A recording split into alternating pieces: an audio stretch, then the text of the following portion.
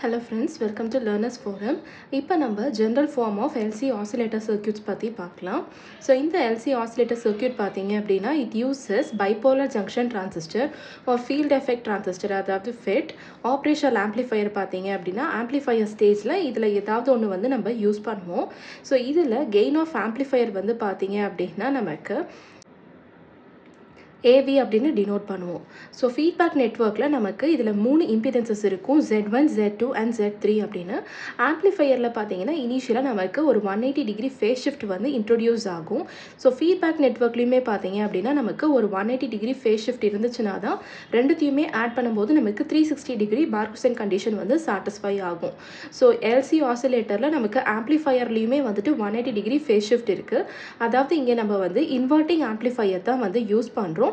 ஃபீட்பேக்லேயும் வந்து ஒரு 180 degree face shift வந்து நமக்கு கிடைக்கும். ஸோ இப்போ பேசிக்காக ஒரு சர்க்யூட்டை நம்ம கன்சிடர் பண்ணிட்டோம் அப்படின்னா இங்கே நமக்கு ஒரு ஆம்ப்ளிஃபையர் ஃபர்ஸ்ட் ஸ்டேஜ் இருக்குது.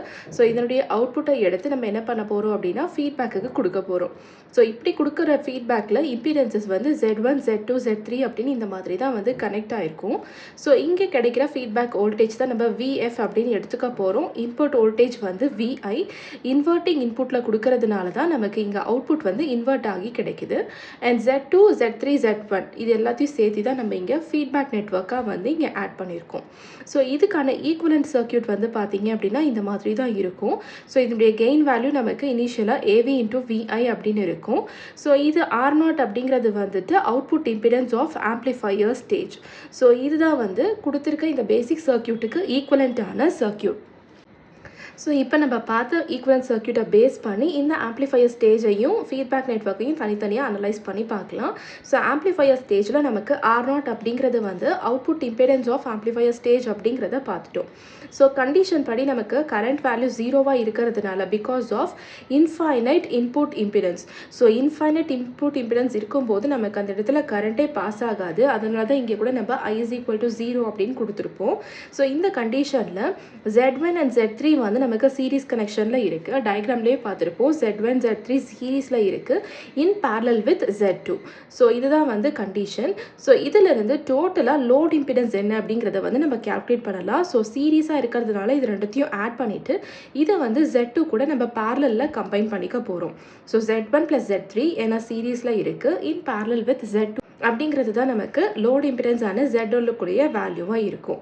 ஸோ இப்போ இந்த சர்க்யூட்டில் நம்ம KVL அப்ளை பண்ணி கரண்ட்டை கேல்குலேட் பண்ணோம் அப்படின்னா -AV into VI divided by R0 + ZL. So டோட்டலாக நமக்கு இங்கே ரெசிஸ்டன்ஸ் வேல்யூ பார்த்தீங்கன்னா R0 + ZL அப்படின்னு கிடைக்கும். அண்ட் அவுட்புட் வோல்டேஜான V0 வந்து it is equal to I into ZL. So ஆருக்கு பதிலாக நமக்கு இங்கே இம்பிடன்ஸ் அதாவது லோட் இம்பிடன்ஸை இங்கே வந்து கன்சிடர் பண்ணியிருக்கோம். ஜென்ரலாக output voltage divided by input voltage அப்படிங்கிறது தான் வந்து கெயின் ஆஃப் ஆம்ப்ளிஃபையர் A அப்படின்னு நம்ம எடுத்திருக்கோம். ஸோ இந்த வேல்யூ வந்து it is equal to AV into ZL. A அப்படின்னா V0ஓட வேல்யூ நம்ம இங்கே கேல்குலேட் பண்ணியிருக்கோம். ஸோ அதையும் இங்கே சப்ஸ்டியூட் பண்ணியாச்சு. அதில் ஐக்கு பதிலாக -AVVI நம்ம சப்ஸ்டியூட் பண்ணிவிட்டு VIயோட ரேஷியோவை நம்ம இந்த பக்கம் எடுத்தோம் அப்படின்னா V0/VI is equal to -AV into ZL divided by R0 + ZL அப்படின்னு நமக்கு கிடைக்கும், which is nothing but gain of amplifier stage. So ஒரு ஸ்டேஜில் நமக்கு கெயின் வேல்யூ என்ன கிடைக்கும் அப்படிங்கிறது இந்த ஈக்குவேஷனை டிபெண்ட் பண்ணி இருக்கும். நெக்ஸ்ட் இப்போ ஃபீட்பேக் ஸ்டேஜை வந்து நம்ம அனலைஸ் பண்ணி பார்க்கலாம். ஸோ இங்கே நம்ம பீட்டாவை கேல்குலேட் பண்ணுறதுக்கு நம்ம ஃபீட்பேக் ஸ்டேஜை கன்சிடர் பண்ணிக்க போகிறோம். இந்த கண்டிஷனில் வோல்டேஜ் டிவிஷன் ரூல் வந்து நம்ம பேரலல் சர்க்யூட்டில் அப்ளை பண்ணோம் அப்படின்னா அப்போ நமக்கு feedback voltage VF is equal to V0 into Z1 divided by total value. So Z1 + Z3 அப்படின்னு நமக்கு கிடைக்கும். ஸோ பீட்டா ஃபேக்டர் அதாவது ஃபீட்பேக் ரேஷியோட ஈக்குவேஷன் என்னன்னு பார்த்தீங்க அப்படின்னா feedback voltage divided by output voltage. So இதில் ஈக்குவேஷனில் நமக்கு VF அப்படின்னு இருக்குது. ஸோ இந்த V0 நம்ம டினாமினேட்டருக்கு எடுத்தோம் அப்படின்னா VF/V0 which is equal to feedback factor beta which is equal to Z1 divided by Z1 plus Z3 அப்படின்னு நமக்கு கிடைக்கும். ஸோ இதில் நம்ம ஃபீட்பேக் வந்து பார்த்தீங்கன்னா 180 டிகிரி ஃபேஸ் ஷிஃப்ட் இன்ட்ரடியூஸ் பண்ணுது அப்படின்னு பார்த்துருக்கோம். ஸோ இந்த ஃபேஸ் ஷிஃப்ட்டை இண்டிகேட் பண்ணுறதுக்காக தான் இங்கே நம்ம வந்து ஒரு நெகட்டிவ் சைன் வந்து யூஸ் பண்ணுறோம். So beta is equal to -Z1 divided by Z1 plus Z3. So இதில் இந்த நெகட்டிவ் சைன் வந்து 180 டிகிரி ஃபேஸ் ஷிஃப்ட்டை வந்து நமக்கு இண்டிகேட் பண்ணும். நெக்ஸ்ட் லூப் கெயின் கன்சிடர் பண்ணிக்கிட்டோம் அப்படின்னா பார்குசன் கண்டிஷன் படி லூப் கெயின் வேல்யூ வந்து it is equal to -A into beta. So இதில் நம்ம A வேல்யூ தனியாக ஆம்ப்ளிஃபையருடைய கெயினை வந்து கால்குலேட் பண்ணியிருப்போம் அண்ட் பீட்டா ஃபீட்பேக் ஃபேக்டரையும் நம்ம கால்குலேட் பண்ணியிருப்போம்.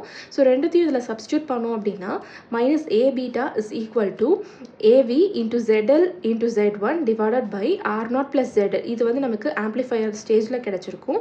அண்ட் இது வந்து பார்த்தீங்கன்னா ஃபீட்பேக் ஃபார்மில் Z1 ப்ளஸ் Z3 அப்படின்றது நமக்கு டினாமினேட்டரில் கிடச்சிருக்கும். ஸோ இதில் ZL வேல்யூ என்ன அப்படிங்கிறத நம்ம சப்ஸ்டியூட் பண்ணணும். ஸோ ZL வேல்யூ நம்ம கண்டிஷன்லேயே பார்த்துருப்போம். Z1 அண்ட் Z3 நமக்கு சீரீஸில் இருந்திருக்கும் இன் parallel with Z2. So parallel காம்பினேஷனில் இருக்கும்போது நம்ம ஃபார்முலா என்ன யூஸ் பண்ணுவோம் அப்படின்னா R1 R2 divided by R1 plus R2 அப்படின்னு. இங்கே R1 அப்படிங்கிறது வந்து நமக்கு Z1 ப்ளஸ் Z3 அப்படின்றது தான் நமக்கு இங்கே கன்சிடர் பண்ணியிருக்கோம்.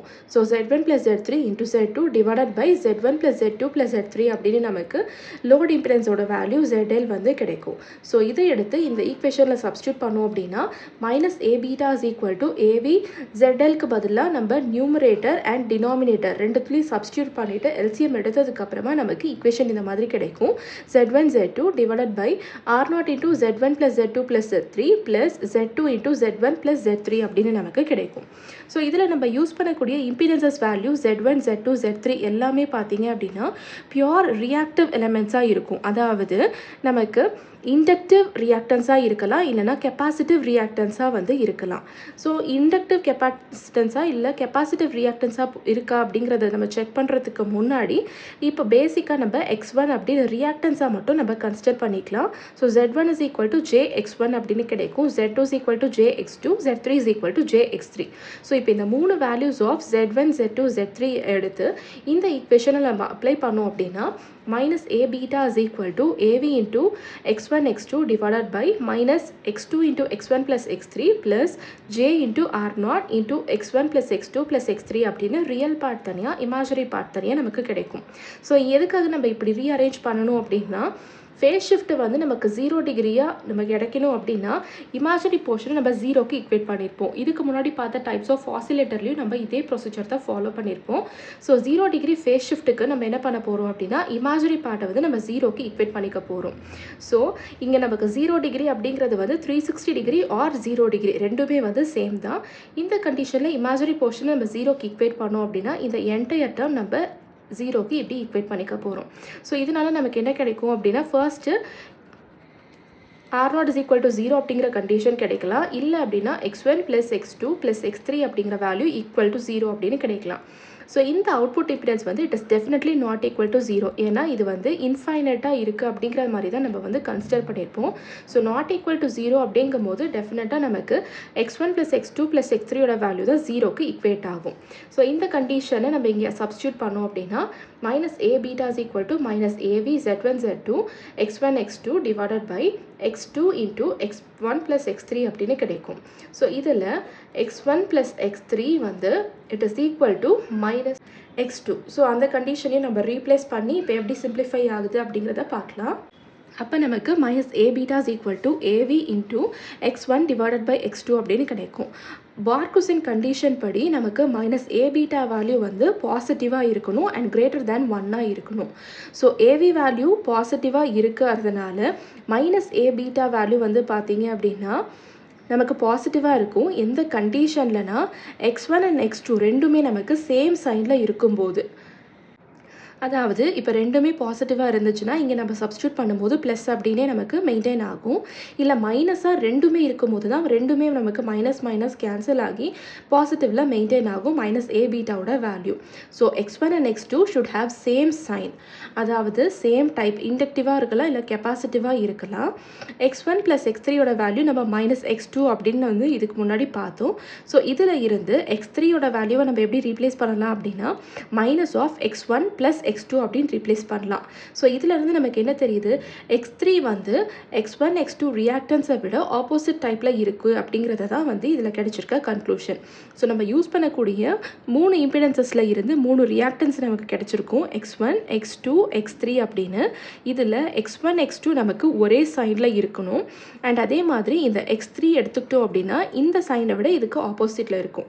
அதாவது இது ரெண்டும் ப்ளஸில் இருக்குன்னா இது மைனஸில் இருக்குன்னு அர்த்தம், ஆர் இது ரெண்டு நெகட்டிவில் இருக்கும்போது இது ப்ளஸில் இருக்குது அப்படின்றது தான் இதில் நமக்கு கிடைச்சிருக்க conclusion.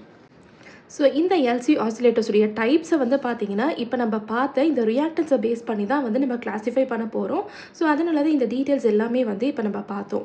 So types of LC oscillators எடுத்துக்கும் போது இந்த எல்சி ஆசிலேட்டர்ஸில் X1, X2 வந்து இண்டக்டிவாக இருக்கும்போது X3 வந்து நமக்கு கெப்பாசிட்டிவாக இருக்கும். இல்லை அப்படின்னா X1, X2 கெப்பாசிட்டிவாக இருக்கும்போது X3 வந்து இண்டக்டிவாக இருக்கும். இதை பேஸ் பண்ணி தான் நம்ம இந்த எல்சி ஆசிலேட்டர்ஸை வந்து 2 விதமாக கிளாஸிஃபை பண்ணலாம். ஒன்று வந்து ஹார்ட்லே ஆசிலேட்டர், இன்னொன்று வந்து கால்பிட்ஸ் ஆசிலேட்டர்.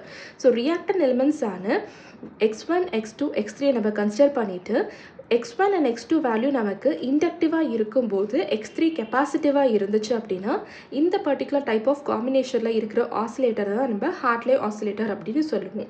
அண்ட் அதே மாதிரி X1, X2 ரியாக்டன்ஸ் வேல்யூ இப்போ கெப்பாசிட்டிவாக இருந்துட்டு X3 வந்து நமக்கு இண்டக்டிவாக இருக்கிற இந்த காம்பினேஷனில் இருக்கிற ஆசிலேட்டர் தான் நம்ம கால்பிட்ஸ் ஆசிலேட்டர் அப்படின்னு சொல்லுவோம். ஸோ இதுதான் பேசிக்காக ஹார்ட்லே ஆசிலேட்டர் அண்ட் கால்பிட்ஸ் ஆசிலேட்டருக்கு இருக்கிற பேசிக் டிஃப்ரென்ஸ். இதை பொறுத்து தான் நமக்கு கிளாசிஃபிகேஷன் அண்ட் பராமீட்டர்ஸ் எல்லாமே வந்து வேரி ஆகும். ஸோ இப்போ நம்ம பார்த்த இந்த ஹார்ட்லே ஆசிலேட்டர் அண்ட் கால்பிட்ஸ் ஆசிலேட்டரை இன்னுமே டீட்டெயிலாக நம்ம நெக்ஸ்ட் வீடியோவில் பார்க்கலாம். இன்றைக்கி பார்த்த இந்த வீடியோவில் உங்களுக்கு ஏதாவது டவுட்ஸ் இருந்துச்சு அப்படின்னா கமெண்ட் செக்ஷனில் போஸ்ட் பண்ணுங்கள். Thank you so much friends.